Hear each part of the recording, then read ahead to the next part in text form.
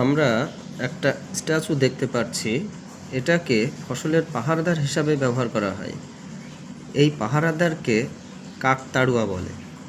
মাটির হাঁড়িকে মাথার রূপ দিয়ে কাকতাড়ুয়ার মাথা তৈরি করা হয়, কিন্তু এখানে একটা পশুর মাথার খুলিকে কাকতাড়ুয়ার মাথা হিসাবে ব্যবহার করা হয়েছে।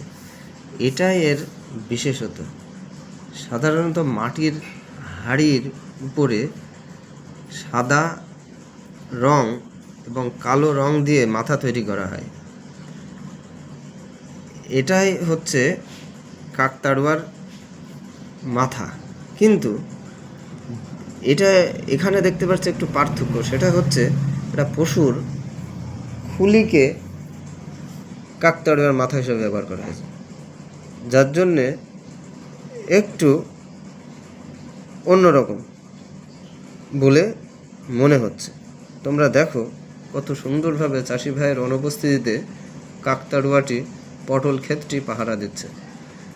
ধন্যবাদ আমাদের এই কাকতাড়ুয়া ভাইকে। রোদ, জল, বৃষ্টি, ঝড়, তুফানকে উপেক্ষা করে চাষি ভাইয়ের কাঁধে কাঁধ মিলিয়ে ফসলকে রক্ষা করার জন্য।